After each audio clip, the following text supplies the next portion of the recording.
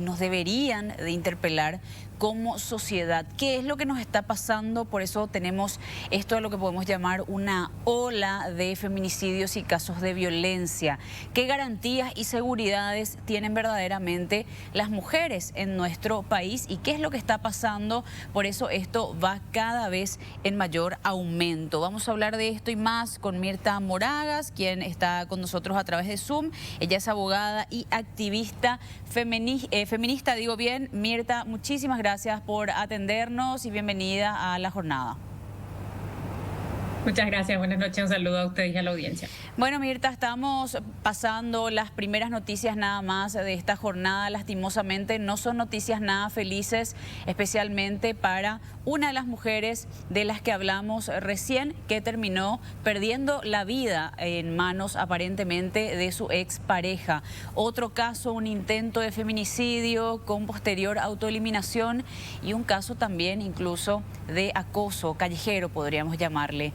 ¿Qué es lo que está pasando? Sorprenden estas cifras, pero no queremos que se queden en simples números. Queremos abordar un poco esto contigo, que conoces bastante del tema, y tratar de entender qué es lo que está pasando y, por sobre todo, qué podemos hacer.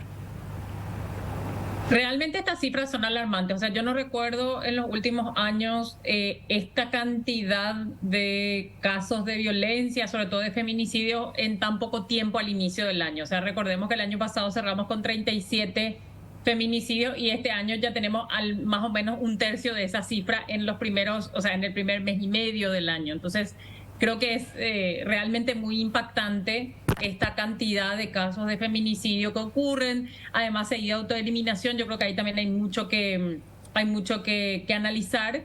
Y recordemos también, hay una cifra del Instituto Nacional de Estadística que es como la primera cifra oficial sobre temas de violencia del Estado, que el año pasado, justo alrededor del 25 de noviembre, sacaban el informe que decía: en Paraguay 8 de cada 10 mujeres han sufrido algún tipo de violencia alguna vez en su vida. Y cuando se hacía una caracterización a través de los tipos de violencia, la violencia sexual era más o menos del 70%. Entonces, estas son cifras realmente muy impactantes que nos hablan mucho de lo extendida que está todavía la violencia en la sociedad, lo mucho que falta y sobre todo yo creo que la insuficiencia de las medidas que hoy se están tomando, que creo que es una de las cosas más preocupantes, porque desde el Estado se insiste mucho en la cuestión de la denuncia y el proceso judicial, que es realmente importante y es súper importante además que funcione bien, pero no es suficiente para parar esta ola de violencia, yo diría esta epidemia, como solemos decir nosotras, con el tema de la violencia, que es la epidemia desde siempre para las mujeres y que,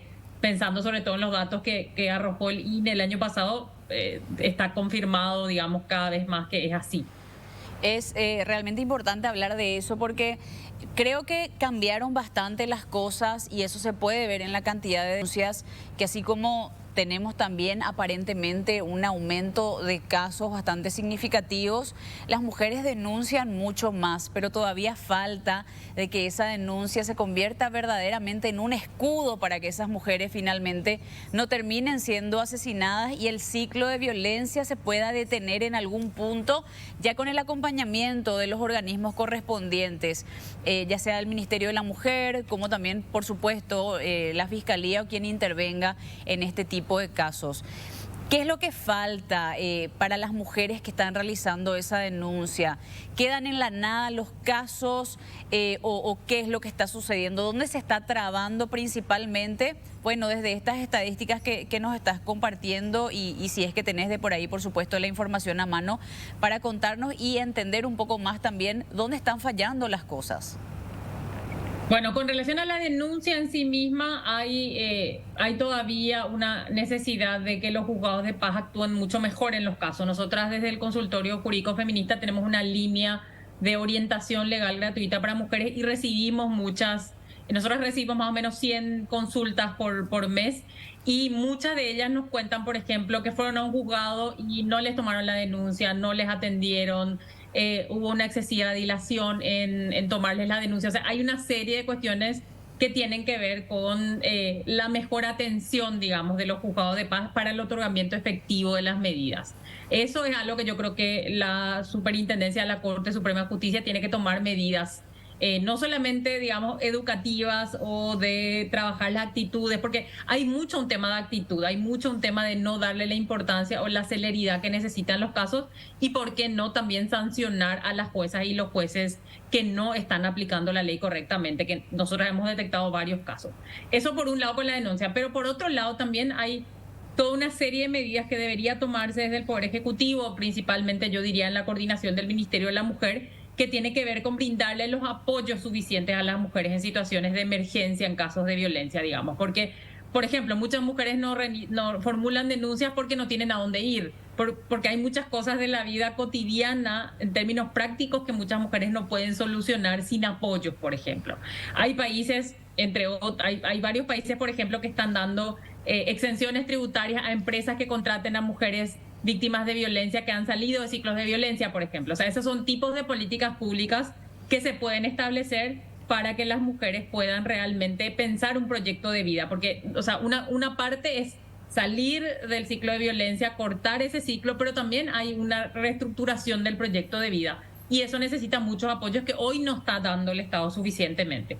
Y la tercera cosa que tiene que ver con el cambio cultural, por un lado, hay que hacer un cambio con relación a la construcción de la violencia como forma de relacionamiento en la sociedad y además con relación a las mujeres, el machismo, que es un poco la base de la violencia.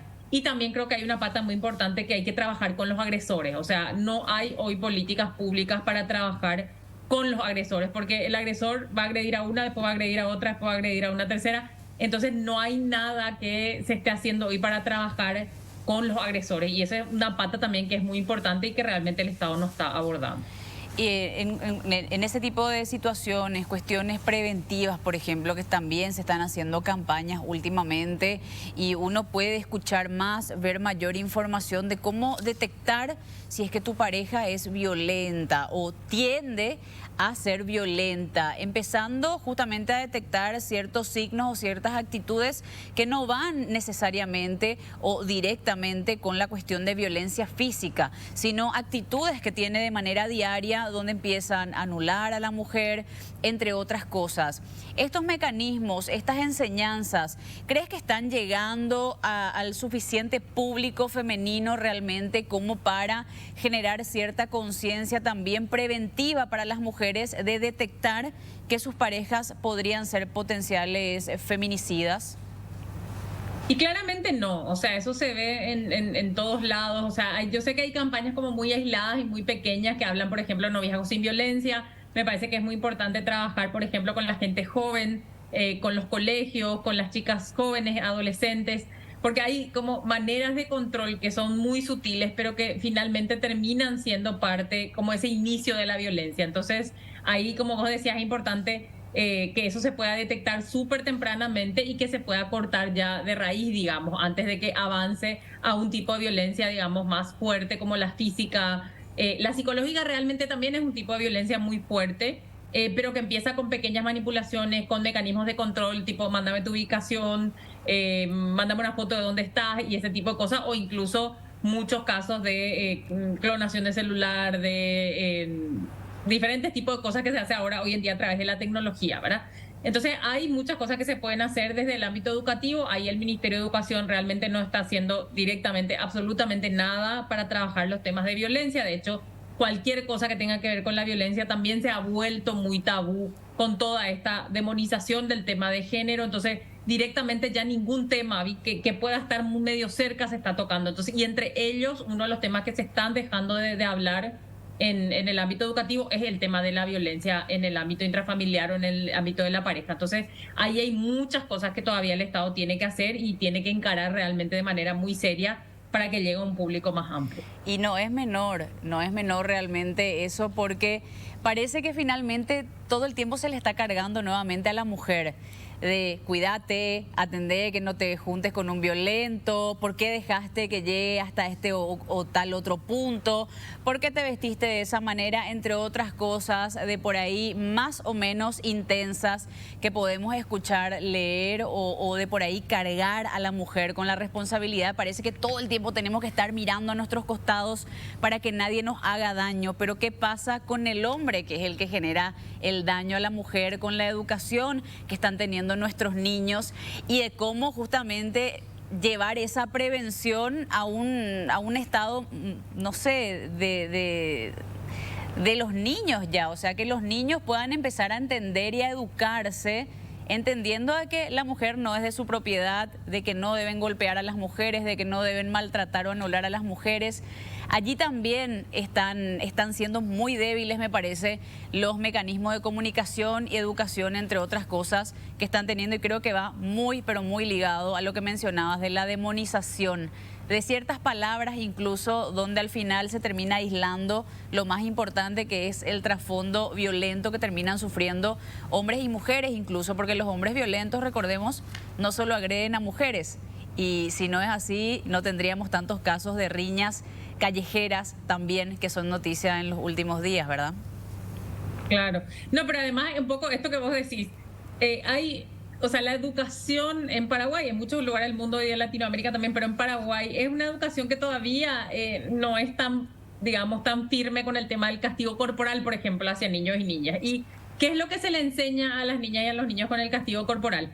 Que hay un momento en el que no se habla, sino que se tiene que violentar, que se tiene que pegar. Eso es algo que después llevan por el resto de su vida de alguna manera, y es una enseñanza que se sigue dejando porque todavía hay una percepción de, bueno, de que, no sé, de que el castigo es una forma, el castigo físico sobre todo, es una forma de educar. Y eso lleva a sociedades violentas, digamos. O sea, el sustrato de violencia de la sociedad no está solamente en la violencia hacia las mujeres, porque también si miramos las cifras de muertes violentas de hombres en situaciones de violencia, digamos, en peleas, riñas, etcétera, es altísima también. Entonces, estamos hablando de una sociedad que en general resuelve los conflictos con la violencia. Y en el caso de la familia o intrafamiliarmente también eso se traslada, y contra las mujeres muy fuertemente también. Entonces, estamos hablando de un cambio cultural que va mucho más allá de la violencia contra las mujeres. Va en realidad en la manera en la que resolvemos los conflictos en la sociedad, que hoy en día la única enseñanza está siendo claramente con violencia, y eso nos está llevando a la realidad que estamos sufriendo en todos los sentidos, y que también lo están viviendo las mujeres de forma muy fuerte. Señora Mirta, quería agregar un elemento que a mí primero me llama la atención y no sé qué lectura dar. No sé si usted o en el grupo de trabajo que tienen ya lo abordaron, y que se está dando en forma casi sistemática, sobre todo en los últimos casos, en que el atacante termina atentando contra su vida, autoeliminándose. Fíjese, en los dos casos de hoy, el que ocurrió bien temprano, a la madrugada en Limpio, y el que ocurrió en Capiatá, tuvo el mismo desenlace. Pero si analizamos detenimiento, sobre todo los casos de enero y febrero, vamos a encontrar que la mayoría terminan de esa manera. La lectura que yo tengo es que, y echa por tierra aquella posibilidad que decía, no, es una cuestión mental. Quien comete esto sabe bien a lo que se enfrenta. Es decir, es consciente de que le espera una pena, y bien dura, en Paraguay, de las más duras en Paraguay. O sea, que puede ser de 30 o más, incluso cuando se le aplican las cuestiones de seguridad. ¿Cuál es su lectura de este fenómeno en particular, que, digo, deberían las autoridades y todos de repente ver qué es lo que está pasando, sobre todo con los atacantes, que prácticamente casi, si no son todos, terminan de la misma manera? Sí, nuestra reflexión sobre todo tiene que ver, bueno, como ya decías, ¿verdad? No estamos hablando de gente con trastornos mentales que les imposibiliten, digamos, en Paraguay hay muchos temas de salud mental, hay muchas complejidades en el tema, pero no estamos hablando de personas que tengan un trastorno mental que les impidan comprender lo que están haciendo, digamos, que ese es como el estándar que impediría, por ejemplo, la aplicación de una sanción penal. Estamos hablando de personas que podrían tener diferentes tipos de problemas, pero ninguno hace que no sepan lo que están haciendo. En todos los casos saben lo que están haciendo. Y realmente es un recurso que se está utilizando mucho, que es bastante grave también, porque de todas maneras impide que haya una justicia, que haya una reparación para las familias que quedan huérfanas en muchos casos, para hijos e hijas.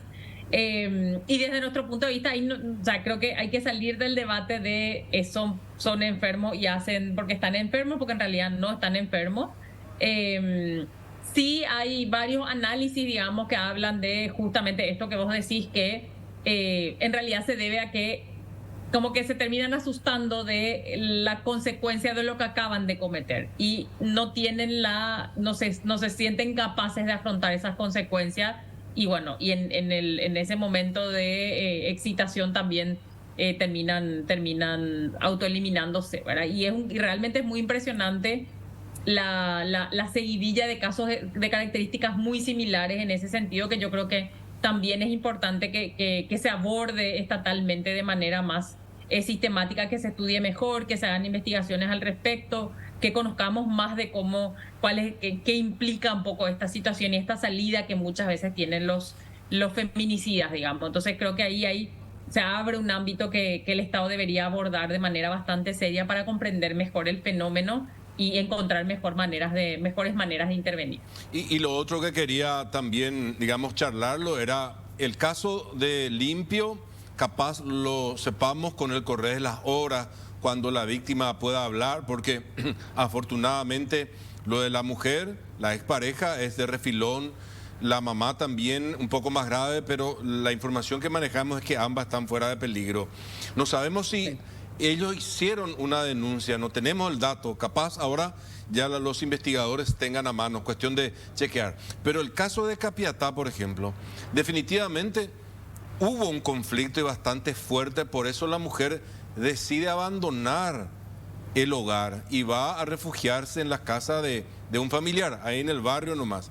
Lo cierto y lo concreto, y eso sí está confirmado, es que si bien incluso los familiares dijeron esta mañana tarde ya que sí hubo violencia de por medio, la mujer no llegó a formalizar la denuncia, lo que demuestra un poco que no es suficiente con salir nomás de ahí, porque después, y lo dijo la fiscal, no es que nosotros hacemos una especulación de que fue una trampa, fue un engaño. Le dice, ya tenemos el comprador para tu auto, que ella quería vender para poder viajar a España, pero tenés que venir a traer los papeles. Fue una trampa, evidentemente. No, esto nomás revela, digo, Mirta, que sigue costando que las víctimas de violencia plasmen aquello en una denuncia. Sí, cuesta mucho, o sea, digamos, muchas prefieren resolver, digamos, separándose y que es lo que hizo esta mujer, digamos, con todo el tino, buscó ayuda, se separó. Pero yo creo que también eso en realidad, más que de las mujeres, habla mucho de la desconfianza en un sistema de justicia que está, o sea, que no es que solamente no le da respuesta a las mujeres, no le da respuesta a muchísima gente. O sea, el sistema de justicia en Paraguay está súper descreído, la mora judicial es altísima. Quienes tienen menos poder o quienes no tienen poder y contactos creen bastante poco en lo justo de la justicia, valga la redundancia. Entonces yo tampoco le culpo a las mujeres cuando prefieren no hacer las denuncias y tratan de salir de la situación con sus propios recursos de alguna manera. Claramente esta situación lo que muestra es que no es suficiente y que deberíamos o se debería poder como sociedad, digamos, otorgar todas las garantías para que las mujeres puedan hacer denuncias, para que éstas se tomen en serio en tiempo y forma. Porque no sé, si por ejemplo ella hubiera tenido una orden de restricción, tal vez no se planteaba la situación de un encuentro, por ejemplo, ¿verdad? Entonces, posiblemente, bueno, a esta altura ya son todas especulaciones, pero si tal vez la justicia hubiera tenido algún rol ahí, hay cosas que tal vez no hubieran sucedido. De todas maneras, hay que recordar que muchísimos casos de feminicidio se dan con mujeres que tienen medidas de protección. O sea, hay que entender también eso. O sea, para muchas mujeres, y es lo que a nosotras nos dicen mucho tiempo, para mí la medida de protección es un papel.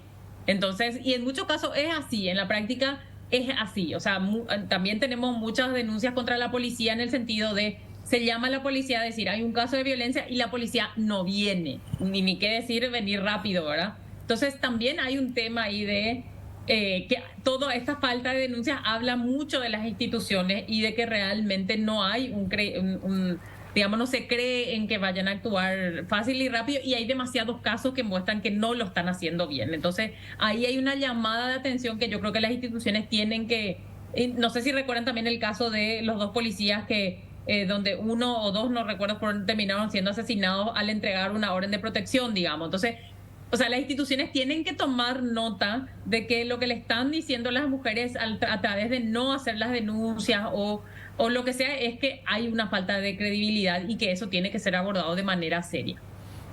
Y por último, de mi parte, estaba pensando nomás cuando uno busca soluciones, ¿verdad?, a esta problemática, porque parece imparable por los datos, por los casos que ocurre esto. Hay una ley que está vigente que dice que personas con problemas con la justicia deberían usar tobilleras, en fin. Pensaba nomás que podría eventualmente ser una solución para el tema de las restricciones. Es decir, si una persona no tiene que irse hacia tal lugar y sin embargo va, como para que las autoridades finalmente se alerten de que algo grave puede ocurrir.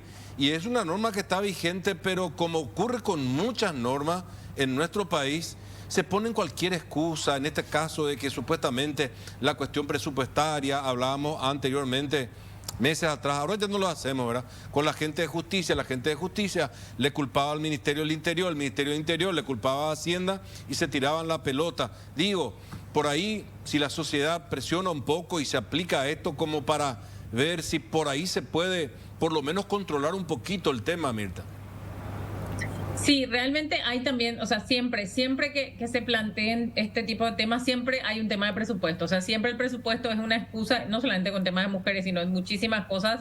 Siempre es, no hay presupuesto, no hay presupuesto, no hay presupuesto. Y realmente hay cierto tipo de políticas que requieren una inversión del Estado para que sean serios y para que realmente puedan suceder, ¿verdad? Entonces, esto es algo que realmente hay que replantearse, hay que ver, el Estado debería poder invertir recursos que son de prevención de alguna manera, ¿verdad? Recursos tecnológicos para...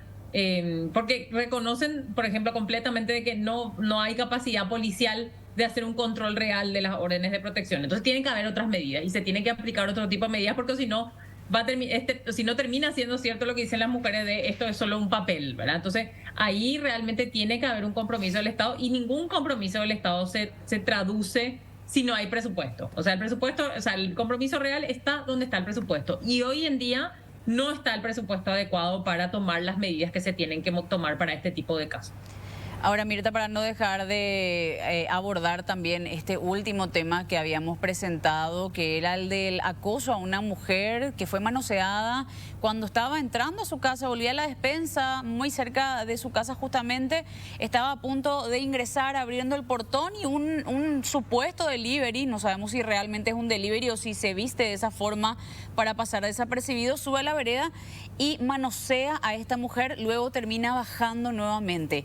Se ha dado un caso reciente también de un hombre que se manosea a sí mismo, creo, en un colectivo, termina siendo escrachado y montones de casos más de acoso o de manoseo a mujeres en la vía pública. Recuerdo también un caso que generó mucha controversia justamente por lo delicado del tema, que era un hombre que ingresó a una escuela y que estaba en una actitud sumamente sospechosa, aparentemente manoseándose mientras los niños pasaban por el pasillo. Cosas realmente terribles las que logramos ver a través de las noticias. ¿Y cuántas denuncias se hacen con respecto a esto? Hace falta también hacer mayor hincapié en lo que es y representa el acoso, el manoseo en la vía pública. ¿Cómo estamos con este tipo de situaciones?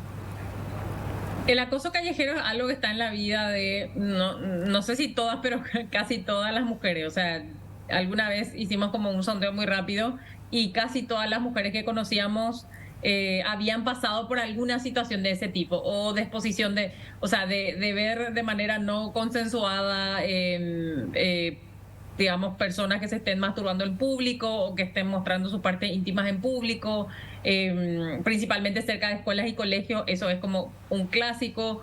Las mujeres siendo toqueteadas en el transporte público, en la calle. O sea, este caso es también como muy revelador de cómo ocurre, digamos. Y es algo que es preocupante y que es algo que realmente impide la libertad de las mujeres. O sea, las mujeres, muchas piensan mucho por dónde irse, a qué hora, qué ponerse, qué hacer, qué no hacer. O sea, hay demasiadas cosas que se condicionan a partir de la existencia de un contexto de acoso callejero tan extendido, digamos. Entonces, ahí hay muchas medidas que se tienen que poder tomar. O sea, el castigo es posiblemente uno de ellos, pero hay otro tipo de políticas que se deberían poder tomar y que se han tomado en otros lugares, digamos, con relación al acoso callejero. Las multas son una posibilidad, digamos, que se debería, pero que se tiene que aplicar efectivamente, porque si no es letra muerta otra vez. O sea, no basta solo con tener legislación o políticas públicas, sino que estas tienen que ser realmente aplicadas de manera efectiva. Y también tiene que haber un contexto social que haga que la tolerancia sea cero. O sea, todo esto que hemos visto, este caso que se vio del delivery, lo que pasó en el transporte público, o sea, esas son cosas que pasan frente a la mirada de muchas otras personas que deciden no meterse y no decir nada. Entonces, también creo que hay un cambio como sociedad que tenemos que hacer. O sea, si estamos viendo ese tipo de situaciones, no hay que más callarse y pensar que es un problema de esa mujer que está siendo hoy acosada o toqueteada o avanzada, digamos, en la calle. Es un problema social. Entonces ahí creo que como sociedad, si avanzamos en una política social de tolerancia cero, eso es algo que podría tender a desaparecer. Pero si otra vez dejamos como que sea una cosa entre el agresor y la agredida en un espacio público donde hay otras personas, entonces eso nunca va a cambiar, porque es, o sea, digamos, no hacer nada es una especie de tolerancia, y esa tolerancia es la que se tiene que terminar para que este tipo de hechos también se terminen. ¿Y está en conversación en algún lugar algo con respecto a este tipo de multas que se puedan dar, o yendo incluso con la línea de lo que mencionaba Dante con respecto a las pulseras, por ejemplo, para los hombres, algún tipo de detención o de sanción, no sé, que en su prontuario, cuando quieran hacer un préstamo, aparezca que son acosadores o que tienen una denuncia o dos denuncias de acoso callejero o algo por el estilo? ¿Está eso en conversación en algún lado o bueno, son solo pequeños sectores los que van pensando esto como posibles medidas que se podrían implementar? Entiendo que hace unos años una iniciativa de la Municipalidad de Asunción, por ejemplo, para trabajar el tema de acoso callejero más desde el ámbito administrativo municipal. También sé que hay por ahí un proyecto de ley en la Cámara de Diputados realmente también hay que estudiar muy bien cómo trabajar este tema, porque posiblemente solo un castigo penal no sea la solución, digamos. Ahí hay que articular otro tipo de políticas públicas, y entonces hay algo que creo que hay que estudiar con mucha calma y con mucho y como muy finamente cuáles son las medidas que se pueden tomar, y no son posiblemente iguales que otros tipos de violencia que se dan en ámbitos más cerrados o más privados. Acá estamos hablando de la vía pública, por ejemplo. Entonces también hay muchos otros elementos que hay que considerar. Entonces creo que sí hay algunas cosas que están dando vueltas por ahí, pero que tenemos que estudiar digamos, con mayor calma y tomar medidas. Pero insisto, para mí la medida principal es la cero tolerancia social, y eso es algo que todavía no estamos alcanzando. Entonces para mí también es un llamado a que todas las personas que presenciemos este tipo de actos digamos algo, hagamos algo, paremos esto, porque si una persona hace este tipo de cosas, normalmente son personas que lo hacen sistemáticamente y frente a muchas personas, pero en parte ¿por qué? Porque nadie toma medidas y porque no son parados en el momento en el que ocurren los hechos. Entonces ahí creo que ese es un llamado, eso es algo que podemos hacer y que no necesitamos esperar ley, política pública, ordenanza, nada. Eso tenemos que empezar a hacer hoy, ahora, digamos, en cualquier situación. Y bueno, ahí hay un llamado también de solidaridad del resto de la población también en estos casos. Bueno, Mirta, muchísimas gracias. No te quitamos más tiempo y te agradecemos por toda la información, los datos y por supuesto, bueno, la reflexión también, que es algo tan importante para empezar a pensar y a reconsiderar también cómo nos comportamos y cómo dejamos pasar muchas veces algunas de estas situaciones. Así que muchas gracias por tu tiempo. Muchas gracias a usted, un saludo a la audiencia. Bueno, Mirta Moragas, abogada y activista feminista con respecto a esta ola de violencia de todo tipo que están sufriendo las mujeres en Paraguay.